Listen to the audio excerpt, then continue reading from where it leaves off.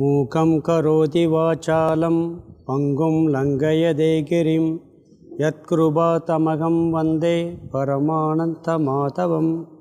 4வது அத்தியாயம் 39வது ஸ்லோகம் படிக்கிறோம். ஸ்ரத்தாவான் லபதே ஞானம் தத்பரக்ஷம் யதேந்திரியக ஞானம் லப்வா பராம் சாந்திம் அசிரேணாதி கச்சதீம். ஸ்ரத்தாவான் லபதே ஞானம் தத்பரப்சம் யதேந்திரியக ஞானம் லப்வா பராம் சாந்திம் அசிரேணாதி கச்சதீம். ஞானயோகமே உயர்ந்தது, ஞானமே உயர்ந்த சாதனை, தூய்மைப்படுத்துவதில் சொல்லி போன ஸ்லோகத்தில் சொன்னார். அந்த ஞானத்தை எப்படி அடைவதுங்கிறது அதுக்கு முன்னாடி சொல்லி அந்த ஞானத்தையும் பலனின்னு சொன்னார். கர்மநாசம், மோகநாசம், பாபநாசம் சொல்லி தூய்மைப்படுத்துவதில் உயர்ந்த சாதனைன்னு சொல்லிட்டு அந்த ஞானத்தை அடைவதற்கு ஒரு 3 அந்தரங்க சாதனை சொல்கிறார். ஞானத்தை அடைவதற்கு ஒரு சாதனை இருக்குது, அதோடு சேர்ந்து ஒரு 3 அந்தரங்க சாதனை சொல்கிறார். இது ஞானத்தை அடைவதற்கு உண்டான சாதனையோடு கட்டாயம் சேர்ந்து இருக்க வேண்டிய சாதனை. மற்ற சாதனையெல்லாம் பகிரங்க சாதனை. அந்த சாதனையில் ஒன்று இருக்கலாம், ஒன்று இல்லாமல் இருக்கலாம். மற்ற சாதனைகளில் ஒரு சாதனை இருக்கலாம், இன்னொரு சாதனை இல்லாமல் இருக்கலாம். இந்த 3 சாதனை ஞான யோகத்திற்கு வரும்பொழுதும் ஞானயோகத்தோடு சேர்ந்தும் இது இருக்க வேண்டிய ஒரு சாதனை. அதுக்கு அந்தரங்க சாதனைன்னு சொல்கிறார்.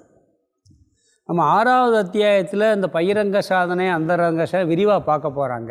அங்கே இருக்குது நிறையா. தியானத்துக்காக பகிரங்க சாதனை, அந்தரங்க சாதனை சொல்ல போகிறார். அங்கேயும் ஞானத்தினுடைய நிதித்தியாசன தியானத்தை பற்றி தான் சொல்ல போகிறார் 6வது அத்தியாயத்தில். அங்கே சொல்லும் பொழுது இதை பற்றி ரொம்ப விரிவாக விளக்குறாரு. இங்கே 3 சாதனைகள் மட்டும் சொல்கிறார், அதை பார்ப்போம். அதாவது 3 முக்கியமான நிபந்தனைகள் அல்லது 3 படிகள், கடைசி படி. அதாவது பகிரங்க சாதனைங்கிறது மற்ற படிகள் மாதிரி, அந்தரங்க சாதனை கடைசி படி மாதிரி. இப்போ ஒரு வீட்டுக்கு போகிறோம், கிளாஸ் நடக்கிற இடம் ஒரு மாடியில் இருக்குன்னா கூட வச்சுக்கலாம். நம்ம ஒரு இடத்துக்கு போகிறதா இருந்தால் அந்த இடத்துக்கு போகிறதுக்கு 2 வீலரில் போகலாம், பஸ்ஸில் போகலாம், காரில் போகலாம், நடந்து போகலாம், எல்லாம் போகலாம். பல சாதனை பல வழிகளில் போகலாம். அங்கே போனப்போ 2வது மாடியில் ஒரு இடத்துக்கு போகணும், லிஃப்ட்டும் கிடையாது. அங்கே என்ன பண்ண கட்டாயம் எல்லோரும் ஒரே படியில் ஏறி போகணும், வேறு வழியே கிடையாது. அந்த ஒரு படியில் தான் போகணும். அது மாதிரி பல சாதனைகள் செய்து இந்த ஞான யோகத்துக்கு வந்திருந்தாலும் கூட கடைசி என்னன்னா இந்த படியில் இது கட்டாயம் எல்லாருக்கும் இருக்கணும். அந்தரங்க சாதனையினாலே அதுக்கு லட்சணம் என்னென்னா கட்டாயம் செய்ய வேண்டிய சாதனைன்னு பேர். அதனால் இதை என்ன சொல்கிறாருன்னு சொன்னால், இந்த சாதனை ரொம்ப ரொம்ப முக்கியம் அப்படிங்கிறார். இதில் சாய்ஸே இல்லை அப்படிங்கிறார். சங்கரர் ஒரு இடத்துல சொல்கிறார், இப்போ பணிந்தும் கேட்டும் பணிவிடை செய்தோம்னு சொல்லியிருந்தார்ல, ஞானத்தை பெறுவதற்கு சிஷ்யனுடைய தகுதி 34வது ஸ்லோகத்தில் பார்த்தோம். அது செய்யலாம், செய்யாமல் கூட இருக்கலாங்கிறார். ஒருத்தர் பணிவாக நமஸ்காரம் பண்ணலாம், அந்த நமஸ்காரமே ஏனுக்கு இவருக்கு போய் பண்ணணும், வேறு வழி இல்லை, கோச்சிக்கிறாரோட பண்ணலாம். ஒரு மனசில் விருப்பம் இல்லாமல் சேவை செய்கிறது கூட எனத்தையே வேறு வழி இல்லை செய்வோம்னு செய்யலாம். அது மனப்பூர்வமாக செய்யணும் அவசியம் கிடையாது. இப்போ தானம்ங்கிற ஒரு சாதனை இருக்குது. சில பேருக்கு பணமே இருக்காது, அதுக்காக தானம் செஞ்சாத்தே மோட்சம் அப்படிங்கிறதும் கிடையாது. ஏன்னா சில பேருக்கு முடியாது, இயல்பு இல்லாதவங்களுக்கு என்ன பண்ண முடியும்.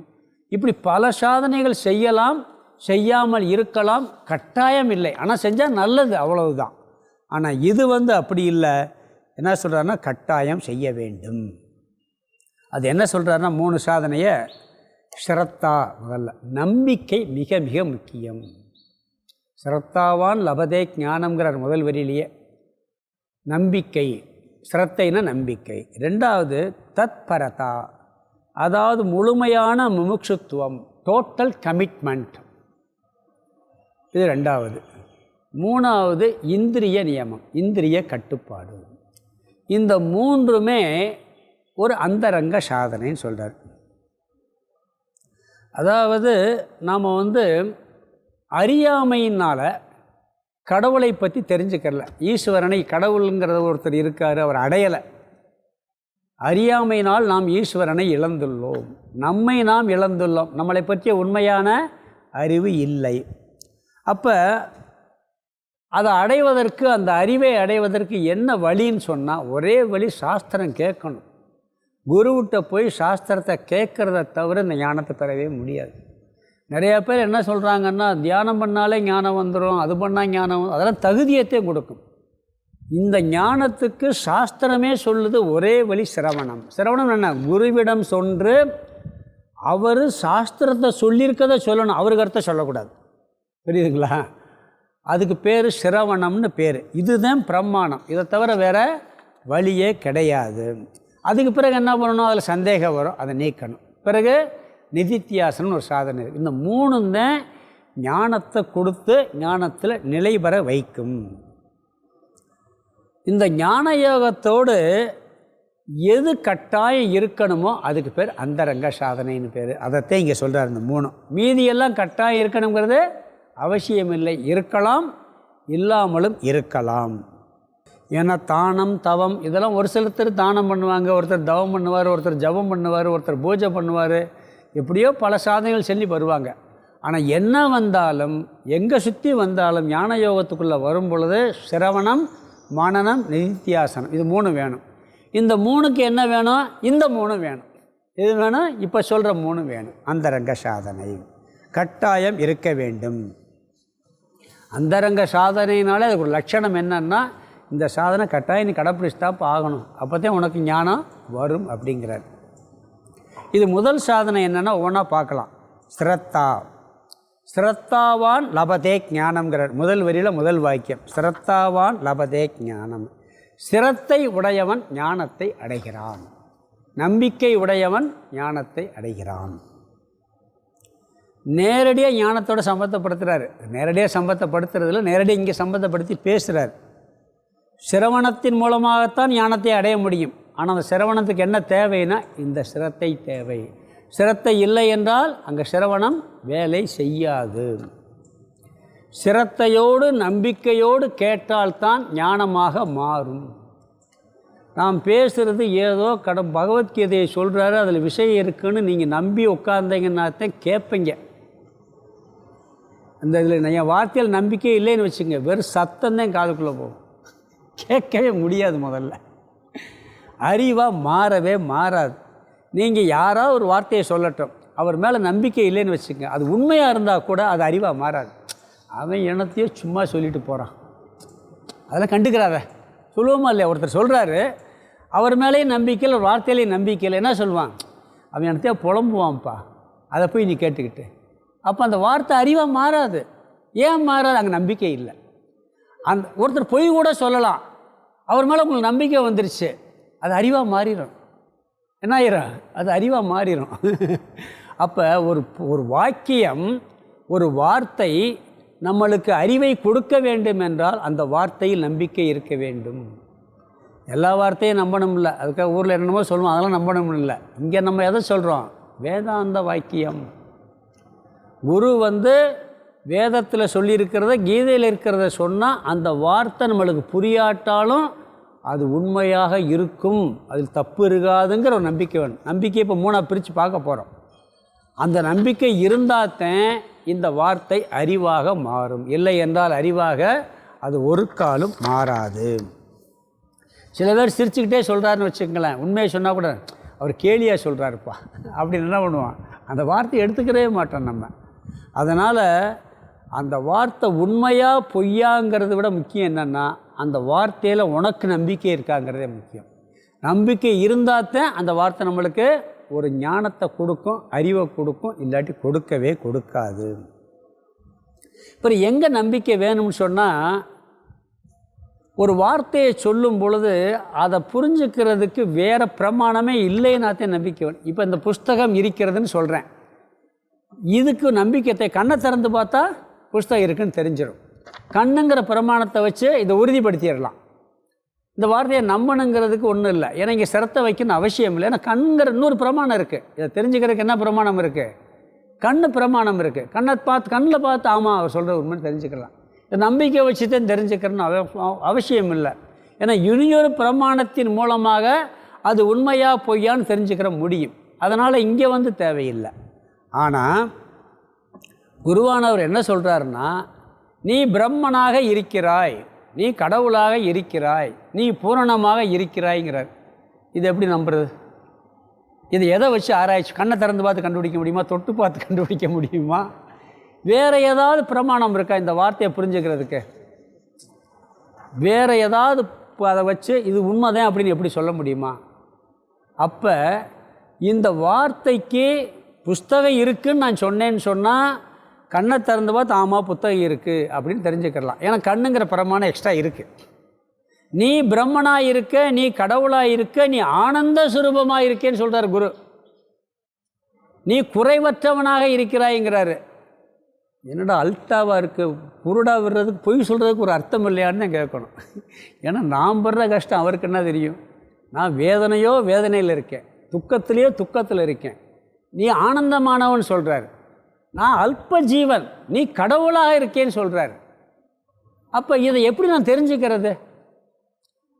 அப்போ இந்த வார்த்தையில் முதல்ல அவர் சொல்கிறதுல ஏதோ உண்மை இருக்கணும்னு முதல் நம்பிக்கை வந்தாத்தையும் கேட்போம். கீதையில் சொல்லியிருக்கு, வேதம் சொல்லியிருக்கு இந்த வார்த்தையை. வேதம் பொய் சொல்லுமா? உன் வார்த்தை வேத வாக்கியமானு கேட்குறோம். ஊரில் யாராவது ஒருத்தன் சொன்னால் ஏன் சொல்கிறத கேள்றான்னு சொன்னால் என்ன சொல்லுவோம்? உன் வாக்கியம் வேத வாக்கியமா நீ சொல்கிறத கேட்குறதுக்கு? சொல்கிறோமா இல்லையா? வேதம் இந்த வார்த்தையை சொல்லுகிறது. நீ பூரணமானவன், நீ துக்கமற்றவன், நீ ஆனந்தமானவன். அப்போ இந்த வார்த்தையை எப்படி நான் புரிஞ்சுக்கிறது? முதல்ல நம்பணும். அதில் நம்பாட்டி அந்த வார்த்தைக்குள்ளேயே நம்ம மைண்டை போகவே நம்மளுக்கு புரியலை. புரியுதுங்களா? அவ்வளவுதான். ஆனால் அந்த வார்த்தையில் முதலில் சிரத்தை வேண்டும். இவன் துக்கத்தை போக்கணும்னு குருட்ட போகிறான், எனக்கு கஷ்டமாக இருக்குது. அவர் உனக்கு கஷ்டமே இல்லை, என்ன எப்படி இருக்கும்? எப்படி இருக்குவாரு? அப்போ அங்கே தான் சிரத்தை தேவை இருக்குது, அங்கே கொஞ்சம் நம்பிக்கை தேவை இருக்கிறது. அப்படி நம்பினாத்தான் அது ஞானமாக மாறும்.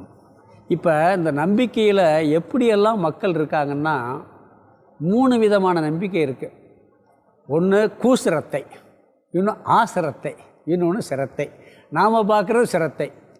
கூசுரத்தைனா மூட நம்பிக்கை, குருட்டு நம்பிக்கைன்னு அர்த்தம். அவர் சொல்லிட்டார்ப்பா அப்படித்தான், நான் அதெல்லாம் யோசிக்கவே மாட்டேன், அது உண்மையோ பொய்யோ அப்படின்னு நம்பவும் கூடாதுன்னு சாஸ்திரம் சொல்லுது. சாஸ்திரம் பூரணமானவன் சொன்னால் சாஸ்திரம் சொல்லி நான் அப்படியே நம்புகிறேன் அப்படின்னு நம்பாதேங்குது.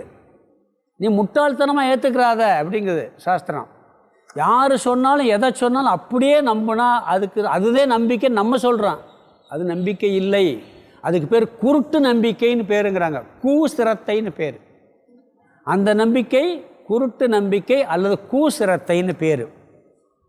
மூட நம்பிக்கை, கண்ணை மூடிக்கிட்டு அப்படியே நம்ம கடைப்பிடிக்கிறது, அப்படியே நம்புறது.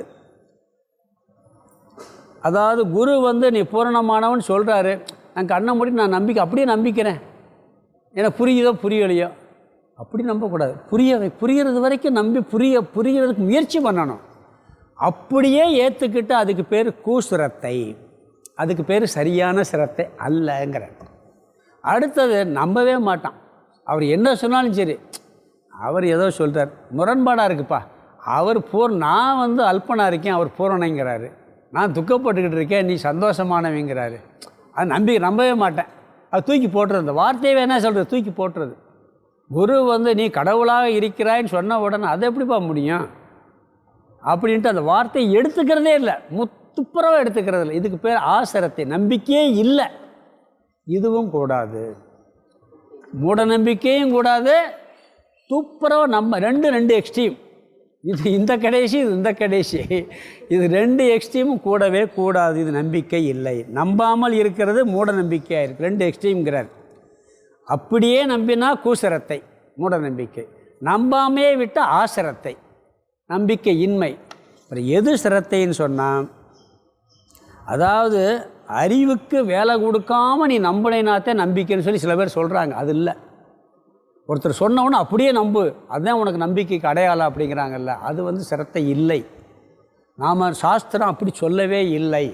இது என்ன சொல்லுதுன்னா, அதெல்லாம் கூசரத்தைன்னு சொல்லிட்டு போயிடுது.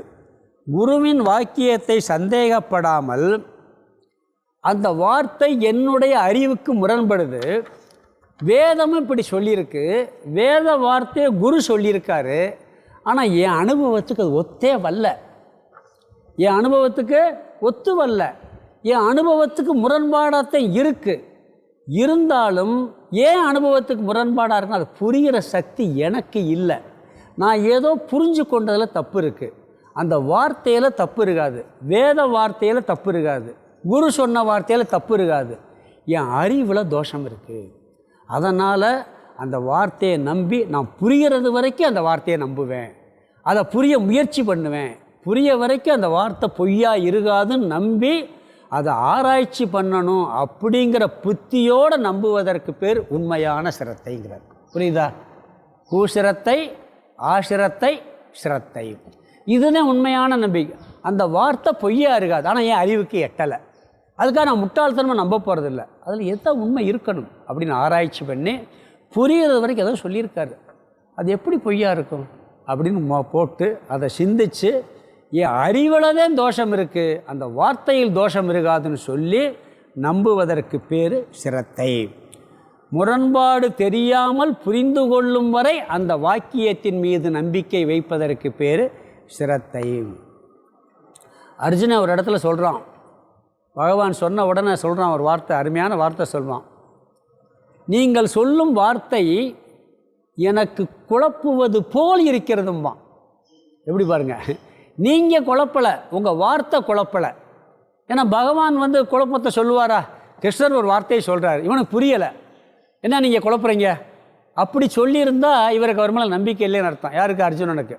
கிருஷ்ணர் சொன்ன உடனே என்ன கிருஷ்ணரா இப்படி சொல்கிறீங்க, நீங்கள் என்னை போட்டு குழப்பிக்கிட்டு இருக்கீங்க அப்படின்னு சொன்னால் அந்த வார்த்தையில் நம்பிக்கை இல்லை. பகவானே, நீங்கள் சொல்லுகின்ற வார்த்தை எனக்கு குழப்புவது போல் இருக்கிறது, நீங்கள் குழப்பவில்லை, எனக்கு குழப்பமாக இருக்கிறது, என்னுடைய அறிவில் குழப்பம் இருக்குதுங்கிறான். இப்படி பார்த்தீங்க, வார்த்தைக்கு வித்தியாசம் புரியுதா? இதுதான் சிரத்தை. நீங்கள் குழப்பவில்லை, யான் குழம்பி இருக்கிறேன், இன்னும் தெளிவுபடுத்துங்கள்ங்கிறான். குழப்புவது போல் இருக்கிறது, அந்த வார்த்தை பகவான் கிருஷ்ணர் சொன்ன வார்த்தையில் தப்பிருக்காது, குழப்பம் இருக்காது, எனக்கு குழப்புவது போல் இருக்குங்கிறான். இதுதான் சிரத்தைன்னு பேர். இப்படி நம்பிக்கை வச்சு இந்த 18 அத்தியாயத்தில் என்ன பண்ணுறான், ஒரே அத்தியாயத்துலையும் ஞானத்தை போட்டிட்டார். பேசாமல் போயிருக்க வேண்டியதானவன். திருப்பி திருப்பி சந்தேகம் வருது, அவர் சொன்னது உண்மையாகத்தான் இருக்கும்னு கேள்வி கேட்குறான். நீ ஆத்மா ஆனந்தமான 2வது அத்தியாயத்தில் சொல்லிட்டு போயிட்டாரு, விட்டு போயிருக்க வேண்டிய நான் பாட்டுக்க வேணான்ட்டு முடிஞ்சு போச்சுன்ட்டு. அவனுக்கு புரிகிறதுனால புரிகிறது வரை இப்போயும் கேள்வி கேட்க போகிறான். இப்போ ஒரு சந்தேகம் வரப்போகுது, இந்த அத்தியாயம் முடிஞ்சவொன்னு சந்தேகம் வரப்போகுது. அதனால சன்னியாச யோகம் அடுத்தது அத்தியாயம் வருது, அதில் கேள்வி கேட்க போகிறான். அதனால் என்ன சொல்கிறாருன்னா, அப்படியே குருட்டுத்தனமாகவும் நம்புவது இல்லை, நம்பாமல் இருப்புவதும் இல்லை, அந்த வார்த்தையில் உண்மை இருக்கும், எனக்கு புரியவில்லை என்று புரியும் வரை நம்புவேன் என்று சொல்லி அந்த மேல் சிரத்தை வைப்பது சிரத்தா. அப்போத்தான் அந்த வார்த்தை புரிகிறது வரைக்கும் அந்த வார்த்தையை கையில் பிடிச்சிட்டு நிற்போம். இல்லாட்டி அந்த வார்த்தையை என்ன செய்வான், தூக்கி போட்டுருவோம். அவர் சொன்னார், அதெல்லாம் தூக்கி போட்டுருவோம். அது பிறகு அவர் சொல்லியிருக்கார், அந்த வார்த்தையை அப்படியே மனசில் மைண்டில் ஓடிக்கிட்டே இருக்கும். அதை பற்றி நாம் நீ பிரம்மனாக இருக்கிறாய், அகம் பிரம்மாஸ்மி, தத்துவமசிலாம் சொல்லியிருக்காரு. இந்த வார்த்தையில் ஏதோ உண்மை இருக்குது மனசு, இல்லாட்டி அந்த வார்த்தையை உள்ளுக்குள்ளே போகாது, தூக்கி போட்டு போயிடுவோம். அப்படி இருக்க வேண்டும். இந்த நாஸ்தியம் வர்றதுக்கு காரணமே என்ன தெரியுமா, அந்த வார்த்தையில் அது பொய்யின்ட்டு உடனே தூக்கி போட்டுரும். அதை ஆராய்ச்சி பண்ணுற புத்தியே இல்லை. அது எப்படி இருக்கும், அந்த வார்த்தை எப்படி உண்மையாக இருக்கும்னு தூக்கி போட்டுரும். இதனால நாஸ்தியமே உருவானதுக்கு காரணம். இல்லை அந்த வார்த்தையில் உண்மையாக இருக்கும், பொய் இருக்கான்னு ஆராய்ச்சி பண்ணி உள்ளே போனாங்க, நாஸ்தியம் வராது. இப்படித்தான் வந்திருக்கு. அதனால் என்ன சொல்கிறாருன்னு சொன்னால், இப்படி நம்புவது, புரியாவிட்டாலும் புரியும் வரை முயற்சி செய்வேன் என்று நம்புவது சிரத்தை.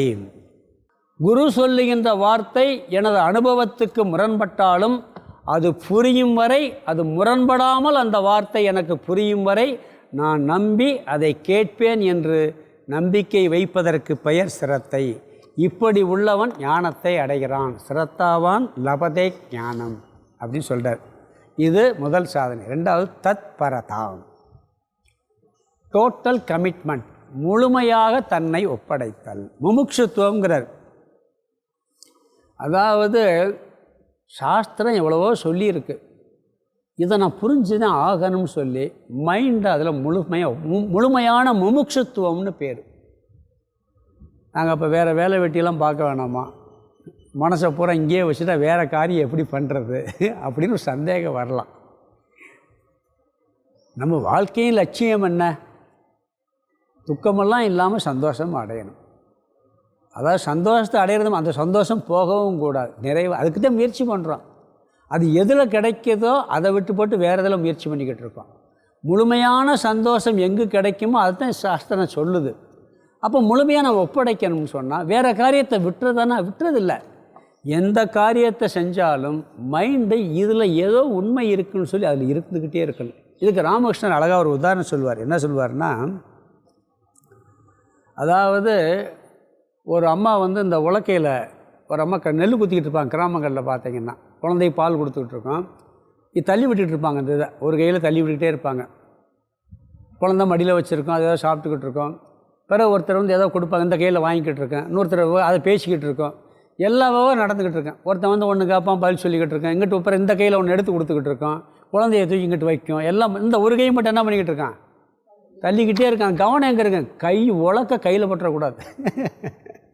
அந்த இடிக்கிற உலக்க அத்தனை விவகாரம் பண்ணாலும் கை எங்கே இருக்கான்? கவனம். அது மாதிரி உலகத்தில் அத்தனை காரியம் பண்ணு.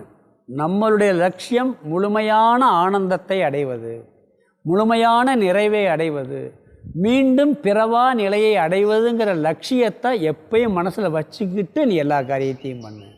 இன்னொன்று சொல்ல, ஒரு கையில் இந்த தூணை பிடிச்சி சுற்றும் போது ஒரு கையில் பிடிச்சிக்கிட்டு சுற்றினோன்னு விழுக மாட்டான். அது மாதிரி ஒரு கையில் உலகத்தை பிடிச்சிக்க, ஒரு கையில் கடவுளை பிடிச்சிக்க.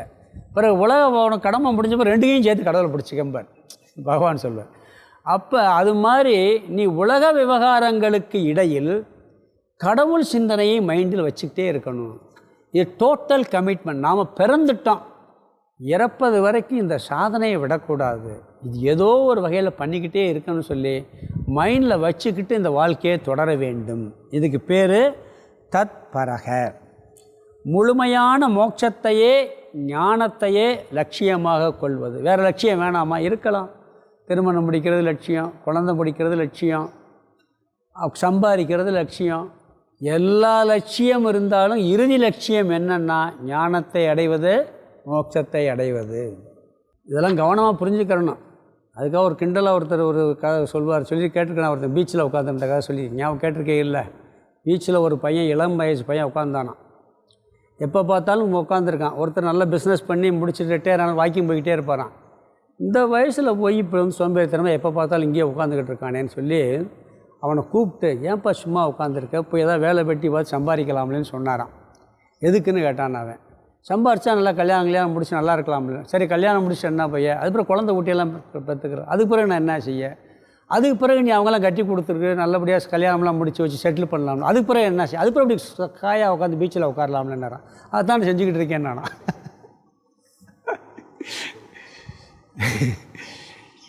அப்படி இல்லை, அப்படி இருக்கலாம். அது முழுமையாக வைராக்கியம் உள்ளவனுக்கு வேறு. நம்ம உலக காரியங்கள் இருக்கும்போது அந்த பீச்சில் ஃப்ரீயாக இருக்கிற நம்ம மைண்டு எப்பயும் ஃப்ரீயாக ஆகணுங்கிற எண்ணத்தோட எல்லா காரியத்தையும் பண்ணணும். நம்மளுடைய லட்சியம் என்னென்னா, கடமையெல்லாம் முடிச்சிருந்தாலும் கூட ஒரு ஃப்ரீயாக சுதந்திரமாக நான் ஆக வேண்டும், முழுமையான மோட்சத்தை அடைய வேண்டும். இந்த காரியம் ஒரு பக்கம் நடக்கட்டும், இந்த காரியம் ஒரு பக்கம் நடக்கட்டும் அப்படின்ட்டு எண்ணம் முழுவதையும் அதில் ஒப்படைப்பதற்கு பேர் தத்பரக. நீ ஞான யோகத்திற்கு நுழைந்தாலும் இந்த நம்பிக்கையும் வேண்டும், எண்ணம் முழுமையாக அங்கு ஐக்கியமாக வேண்டும். மற்ற காரியங்கள் இருந்தால் இதுக்கு பேர் தத்பரக. ரெண்டாவது சாதனை சொல்கிறார். சில பேருக்கு நம்பிக்கை இருக்கும், கமிட்மெண்ட் இருக்காது. முழுசாக கமிட்மெண்ட் பண்ண ஏதோ போகிறோம், எனக்கு 2 வார்த்தையை கேட்குறோம், போகிறோம் அப்படின்னு இருக்கு. அந்த ஞானத்தை அடைந்து தான் ஆக வேண்டும், எப்படியாவது அடைய வேண்டும் என்ற லட்சியம் இருக்காது, நம்பிக்கை இருந்தாலும். சில பேருக்கு இது இருக்கும், அடையணுங்கிற எண்ணம் இருக்கும், நம்பிக்கை இருக்காது. இப்போ நம்பிக்கையும் வேண்டும், இந்த டோட்டல் கமிட்மெண்ட்டும் வேணும். இல்லைன்னு சொன்னால் முடியாது. சில பேர் பாருங்கள், இந்த விளையாட்டு வீரர்கள்லாம் இருக்காங்கல்ல, சாம்பியன், ஓல்டு ஒலிம்பிக் சாம்பியன்லாம், மைண்ட் எங்கே இருக்கும்? எல்லாம் ஃபேமிலியெல்லாம் இருக்கும். ஆனால் அவங்க சாப்பிட்ற உணவுலேருந்து அந்த சாம்பியனுக்கு என்ன சாப்பாடு சாப்பிட்ணுமோ அந்த சாப்பாடு தான் சாப்பிடுவாங்க. அதுக்கு என்ன பயிற்சி பண்ணணும் அந்த பயிற்சி. மற்ற எல்லா விவகாரமும் இருக்கும், உலக விவகாரம் பூரா இருக்கும். ஆனால் லட்சியம் எங்கே இருக்கும்? அந்த சாம்பியன் ஆகிறதுக்கு என்ன சாதனையோ குறிக்கோள் பூரா அங்கே மைண்டு பூரா அதிலே ஓடிக்கிட்டு இருக்கும். அது விளையாட்டு வீரர்களாக இருக்கட்டும், இந்த ஒரு பாடகர்கள் கூட பாருங்கள், சினிமா பாடல் டிஎம்எஸ் கூட சொல்லுவார். அவர் என்ன சொல்லுவார்னா, ஏன் என் குரல் இப்படி இத்தனை வயசில் பாடுறேன்னா நான் தொண்டையை அப்படி பக்குவம் பார்த்துக்கிட்டேன் பாரு. அவர் லட்சியம் என்னன்னு சொன்னால், இந்த தொண்டைக்கு எந்த பாதிப்பு வரக்கூடாதான். அவர் வாழ்க்கை அவர் சொல்கிறார். அவருக்காக குடும்பம் எல்லாத்தையும் விட்டாரா? அவரே சொல்கிறார் இந்த வார்த்தையை. எனக்கு ஏன் இந்த வயசில் இப்படி டிஎம்எஸ் இவ்வளோ வயசுலேயும் நல்லா பாரு கேட்பாங்க. நான் எந்த பழக்கமும் இல்லாமல் அந்த தொண்டையை பாதுகாக்கல, அவ்வளோ கவனமாக இருந்திருக்கேன் பாரு.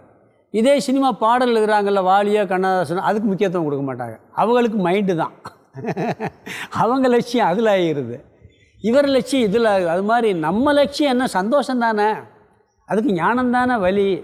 உலக விவகாரம் கூடாதுன்னு சொல்லலையே, பண்ணிக்கிட்டு இருக்கும்போது இந்த தத்பரக லட்சியமாக இருன்னு சொல்கிறார். அடுத்தது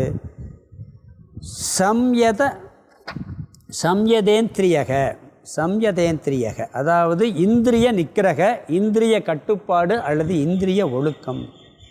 இந்திரிய கட்டுப்பாடு இந்திரிய ஒழுக்கம்னா அதை ஒழுங்குபடுத்துவது முறைப்படுத்துவதுன்னு அர்த்தம். ஒன்றுமே அனுபவிக்காமல் இருக்கிறதுன்னு அர்த்தம் கிடையாது.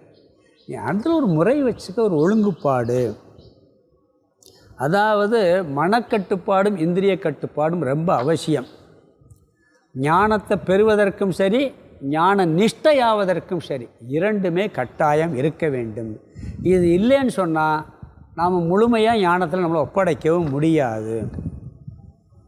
ஏன்னா இந்திரியத்தை கொஞ்சம் லூஸில் விட்டால் ஒவ்வொரு நடியும் ஒவ்வொரு விஷயம் துணிக்கல், சினிமாவுக்கு அங்கே இங்கேன்னு இந்திரியம் கண்ட வாக்கில் நம்ம இழுத்துட்டு போயிடும். அப்போ எங்கிட்ட மனசை போய் ஒரே விஷயத்தில் கான்சன்ட்ரேட் பண்ண முடியாது. அப்போ எதுனாலும் ஏதாவது ஒரு சின்ன சுகம்னு அதில் போயிடும், அப்படி இழுத்துக்கிட்டே போய்கிட்டே இருக்கும்.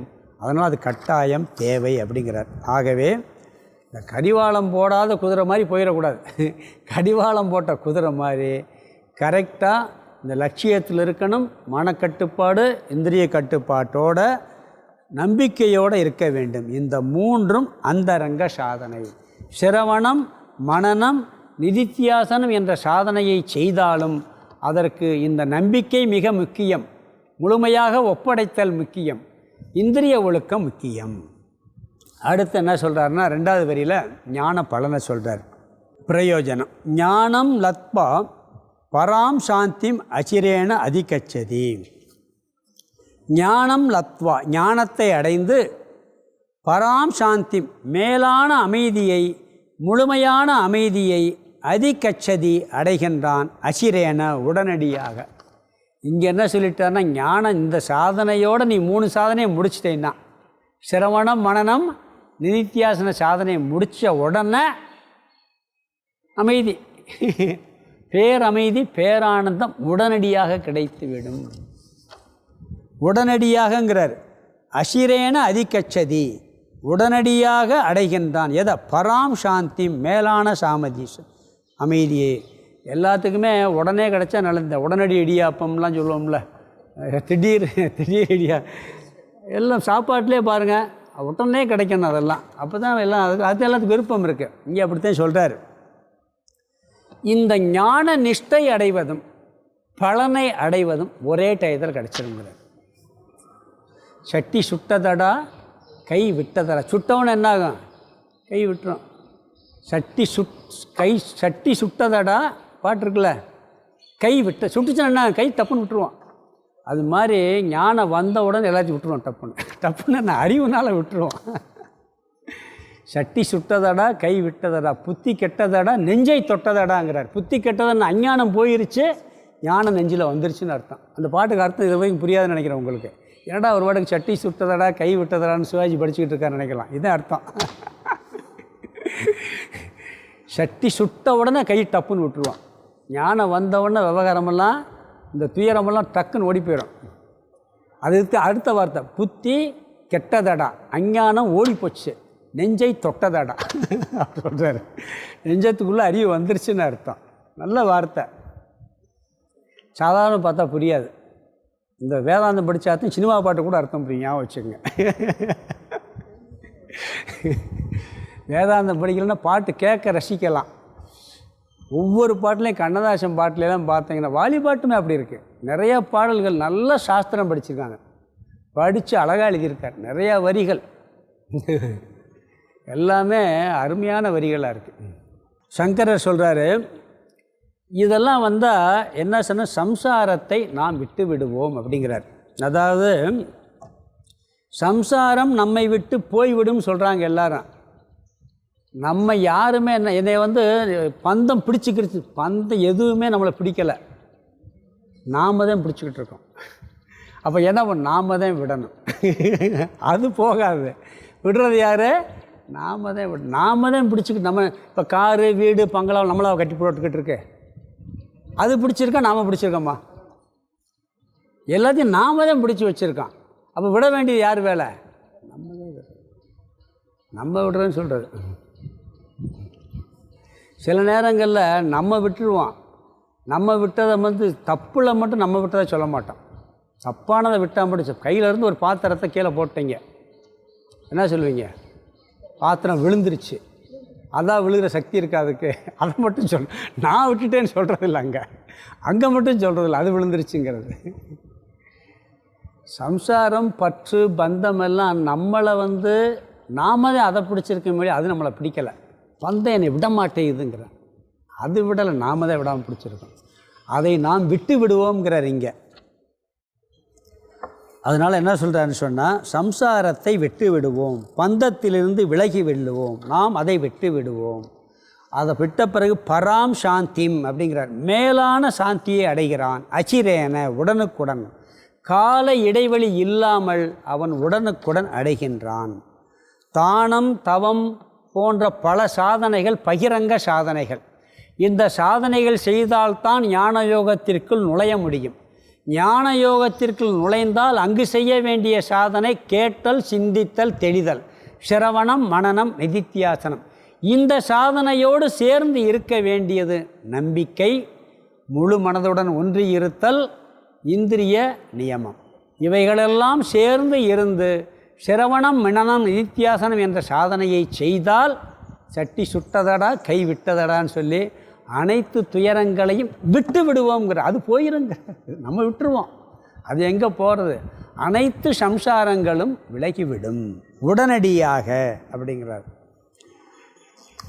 இது பலனை சொல்லிட்டேன். இன்னும் என்ன சொல்கிறேன்னா, எந்த தோஷம் நம்மளுக்கு இருக்கக்கூடாதுங்கிறத 39வது ஸ்லோகத்தில் சொல்கிறாரு. இந்த ஸ்லோகத்துக்கு அர்த்தத்தை பார்த்துடலாம். ஸ்ரத்தாவான் லபதே ஞானம். மொத்தம் 3 வார்த்தை சொல்கிறார். முதல் சிரத்தாவான் எடுத்துங்க. சிரத்தாவான்னா சிரத்தை உடையவன். அதிலே அந்த தத்பரக, லபதே ஞானத்துக்கு தத்பரக. தத்பரகன்னா மோட்சத்தை முழுமையாக ஒப்படைத்தவன், தன்னை மேலான பிரம்மத்தை லட்சியமாக கொண்டவன். தத்பரக. சம்யதேந்திரியக, இந்திரியங்களை கட்டுப்படுத்தியவன், இந்திரிய கட்டுப்பாடு உடையவன். லபதே ஞானம், ஞானத்தை அடைகிறான். சிரத்தையுள்ளவன், முழுமையாக தன்னை ஒப்படைத்தியவன், இந்திரியங்களை ஒழுங்குபடுத்தியவன். லபதே ஞானம், ஞானத்தை அடைகின்றான். முதல் வரி. 2வது வரியில் ஞானம் லப்த்வா, அந்த ஞானத்தை அடைந்து பராம் சாந்திம், பராம் மேலான சாந்தியை அச்சிரேன, அச்சிரேனன்னா உடனடியாக, அதிகச்சதி அடைகிறான். இந்த ஞானத்தை அடைஞ்ச உடனே மேலான அமைதியை, அதற்கு மேலே ஒரு அமைதி கிடையாது, அதற்கு மேலே ஒரு சாந்தி கிடையாது, அதை உடனடியாக அவன் அடைகின்றான். இங்கே அந்தரங்க சாதனை 3, சிரத்தை, முமுட்சுத்துவம், இந்திரிய கட்டுப்பாடு. பலன் மேலான அமைதி, ஜீவன் முக்தியை அவன் உடனடியாக அடைகிறான். அடுத்த ஸ்லோகம் படிக்கலாம். 40.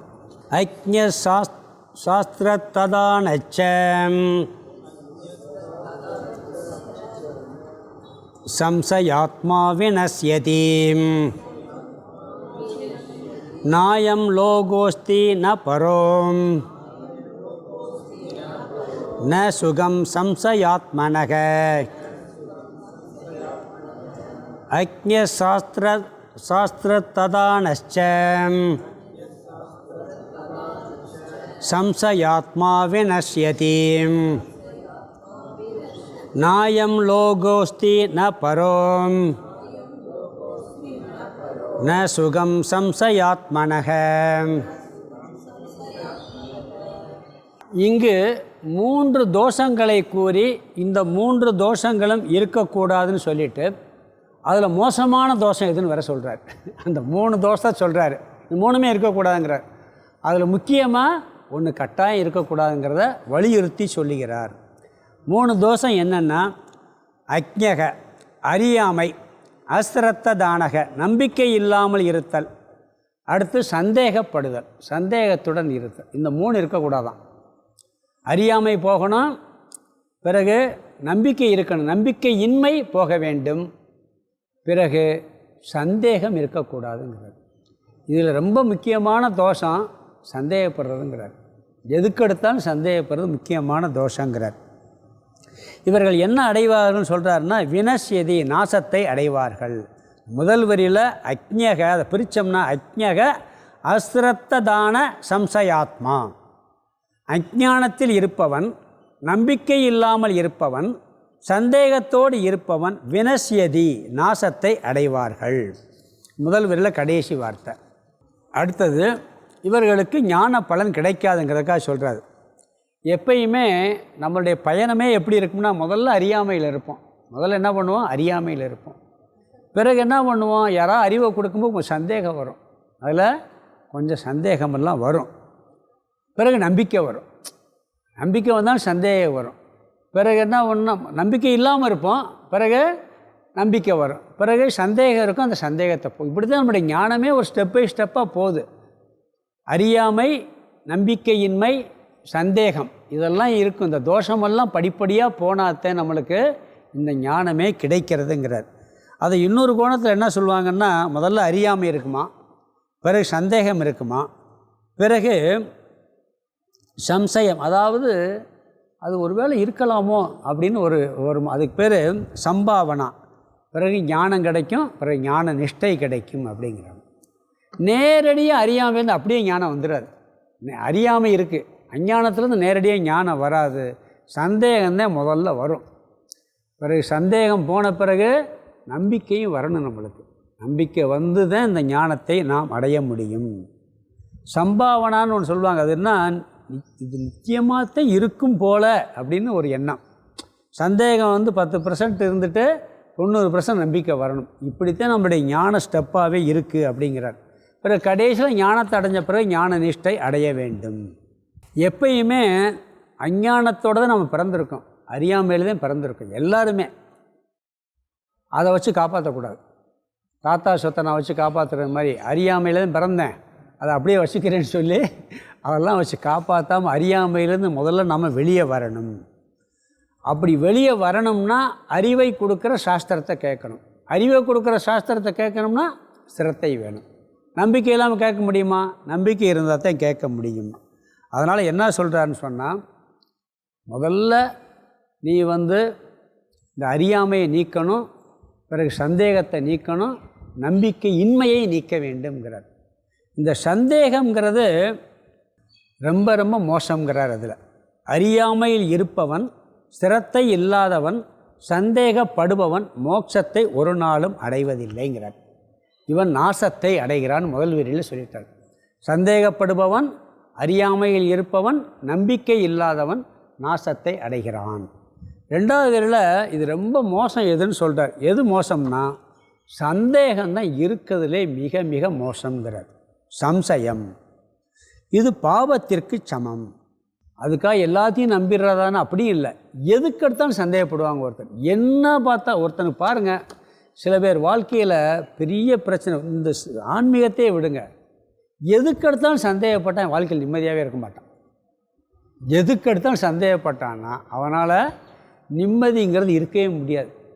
அது ஒரு பாவத்துக்கு சமங்கிறார். அதுக்காக கூட்டுத்தனமாக நம்புறது இல்லை. சந்தேகங்கிறது அது ஒரு லிமிட்டு தான். எப்போ பார்த்தாலும் சந்தேகப்பட்ட இந்த உலக வாழ்க்கைக்கே அது நாசத்தை கொடுக்குங்கிறார். அதாவது சந்தேகப்படுறேன்னு சொல்லிகிட்டே எல்லா பொய்யும் சொல்லிக்கிட்டே இருப்பான், பொய்யை போகிறேன்னு சொல்லிகிட்டே இருப்பான்னு சொல்கிறாங்க. இது புத்தியினுடைய ஒரு பெரிய தோஷங்கிறார். சந்தேகப்படுபவனை, சந்தேகம் ஒருவனை நாசப்படுத்தும், அது பெரிய தோஷங்கிறது அதில் சொல்கிறாரு. அவனுக்கு என்னென்னலாம் வரும்னு சொல்கிறார். அயம் லோகக அஸ்தி நா பரக நா சுகம் ந ஆத்மனக. அதாவது சம்சயாத்மனகன்னா எல்லா விஷயத்திலும் சந்தேகப்படுபவனுக்கு, ஒன்றில் மட்டும் சந்தேகம் இல்லை, நீங்கள் ஆன்மீகத்துக்குள்ளே வந்தேன்னா கர்மயோக மோட்சத்தை கொடுக்குமா, ஞான யோக மோட்சத்தை கொடுக்குமா, பக்தி யோக மோட்சத்தை கொடுக்குமா, இல்லை தியானம் பண்ணாலே மோட்சத்தை இப்படி பலவிதமான சந்தேகங்கள் இதில் வந்தாலே. குரு சொல்கிறாரு, அவர் உண்மையிலேயே சொல்கிறாரா, பொய்யை சொல்கிறாரா, இல்லை நம்மளை சமாதானப்படுத்துறதுக்கு சொல்கிறாரா, ஒரு ஆறுதலுக்கு சொல்கிறாரா, இப்படி போட்டு குழப்புறது போட்டு அவர் சும்மா ஏதோ பேருக்கு சொல்கிறாருப்பா, நம்மளை ஆறுதல் படுத்துறதுக்கு சாட்டிஸ்ஃபேக்ஷனுக்காக சொல்கிறாருன்னு சொல்கிறது. கர்மயோகமே மோட்சத்தை கொடுக்கும், ஞான யோகமே மோட்சத்தை கொடுக்கும், இப்படி எதுதான் கொடுக்கும்னு சொல்லி எல்லா விஷயத்துலையும் சந்தேகப்படுறவனுக்கு என்ன சொல்கிறாருன்னா, அயம் லோகக நாஸ்தின்ட்டார். அவனுக்கு இந்த உலகமே கிடையாது, இந்த உலக சுகமே கிடையாதுன்ட்டார். மற்றதை விடுங்க, முதல்ல இந்த உலகத்தில் அவன் நிம்மதியாக இருக்க மாட்டான். அயம் லோகக நாஸ்தி, இந்த உலகமே கிடையாது. ந பரக, மேலோகமும் கிடையாது. வேறு சரி, இப்போ ஒரு யாகம் பண்ணணும், ஹோமம் பண்ணி இதெல்லாம் பண்ண உனக்கு புண்ணியம் கிடைக்கும்ப்பா, பாவமெல்லாம் போயிட சொர்க்கம் கிடைக்கும்னு சொன்னால் அது யாரும் பார்த்தா நான் நம்ப மாட்டேன் அப்படின்னு அதில் சந்தேகப்பட்டான்னா இந்த ஹோமம் பண்ணே வரமாட்டான், அந்த விஷயத்துக்குள்ளேயே நுழைய மாட்டான், உள்ளே வரமாட்டானே. உலக வாழ்க்கையில் எடுத்துக்கிட்டிங்கன்னா ஒரு சந்தேகப்படுறோம், ஒரு பிஸ்னஸ் பண்ணுப்பா சம்பாதிக்கலாம்னா அதெல்லாம் எனக்கு சரிப்பட்டு வராது, அதெல்லாம் லாபத்தை கொடுக்காது, அது வருமா வராதா, முயற்சியே பண்ண மாட்டான். சந்தேகப்படாமல் இருந்தால் முயற்சிக்குள்ளேயாவது நுழைவான், உலக சுகத்துக்குள்ளேயாவது நுழைவான். சந்தேகம் வந்துருச்சுன்னு வச்சுக்கோங்க, உலக விஷயத்துக்குள்ளேயே முயற்சியே பண்ண மாட்டான், அதெல்லாம் நமக்கு சரிப்பட்டு வராதுங்க அப்படின்னு சந்தேகப்பட்டு போனான்னா. அதனால் சந்தேகம் இருக்கிறதுலே என்ன சொல்கிறாரு, மிக மிக மோசம்ட்டார். இருப்பதிலே அதுக்காக கவனமாக எல்லாத்தையும் நம்பிக்கிட்டு இருக்கக்கூடாது, சந்தேகப்படாமல் இருக்கக்கூடாதுன்னு இல்லை, கவனம் இல்லாமல் இருக்கணுங்கிற அர்த்தம் கிடையாது. சந்தேகப்படக்கூடாதுன்னா கவனம் இல்லாமல் இருக்கக்கூடாதுங்கிற அர்த்தம் கிடையாது. கவனம் இல்லாமல் இருந்து எல்லாத்தையும் நம்பி ஏமாறணுங்கிற அர்த்தம் கிடையாது. புரியுதுங்களா? இதை கவனமாக புரிஞ்சுக்கிறணும். எதற்கெடுத்தாலும் சந்தேகப்படக்கூடாது, எதுக்கு அதுக்காக எல்லாத்தையும் நம்பிடணும்னு அர்த்தமும் கிடையாது. கவனமாக இருக்க வேண்டும். கவனமாக இருக்குங்கிறது வேறு, சந்தேகப்படுதல்ங்கிறது வேறு. ரெண்டையும் கவனமாக பார்த்து புரிஞ்சுக்கிறோம். நம்ம எதற்படுத்தாலும் எல்லாத்தையும் சந்தேகப்பட்டு இருக்கக்கூடாது. அப்படி இருந்தால் இகலோக சுகமே இல்லைன்ட்டார். நீங்கள் ஒரு தொழில் பண்ணுறதுனா கூட முதல்ல என்ன பண்ணணும், இது வருமா வராதான்னு சந்தேகப்பட்டுக்கிட்டே உட்காந்தா தொழில் ஆரம்பிப்பீங்களா? நீ வேலைக்கு போன்னு சொல்கிறாரு, அவர் வேலை கொடுப்பாரா கொடுக்க மாட்டேன், அதெல்லாம் கிடைக்காதுப்பா அப்படின்னு போகவே மாட்டேன். முதல்ல போய் பாரு, அதெல்லாம் நான் போனேன் எனக்கெல்லாம் கிடைக்காது அப்படி நான் முயற்சியே பண்ண மாட்டேன். முயற்சியே பண்ணாடி எப்படி வாழ்க்கையில் வெற்றி பெறுவேன்? முயற்சி பண்ணுறதுக்கே முதல்ல சந்தேகம் போகணும். உலக வாழ்க்கைக்கே தேவைங்கிறார். அதனால் கர்மயோகம் பண்ணால் சித்த சுத்தி கிடைக்கும், பிறகு ஞான யோகத்துக்கு போனால் சித்த சுத்தி கிடைக்குமா, யார் சொன்னால், அது எப்படி கிடைக்கும்? இப்படி கேள்வி கேட்டுக்கிட்டு எல்லாத்துலேயும் சந்தேகப்பட்டுக்கிட்டு இருந்தால் ஒரு வாழ்க்கையில் முன்னேறவே முடியாது. அதனால் சந்தேகம் இருக்கிறதுலையே மிக மிக முக்கியங்கிறார். ஒருத்தர் வாழ்க்கையில் முன்னேறிக்கான்னு பார்த்தீங்கன்னா ஆராய்ச்சி பண்ணி பார்த்தா முதல்ல நம்பிக்கை வச்சுருப்பார். இந்த சந்தேகத்தை நீக்கி இது நடக்கும், நம்மளுக்கு வெற்றி கிடைக்கும் நம்பிக்கையோடு தான் போயிருப்பார். அது சந்தேகம் போனாத்தான் முதல்ல நம்பிக்கையே வரும். அதனால் அந்த நம்பிக்கைக்கே மூலமாக இருக்கிறது என்னது? சந்தேகம்தான்.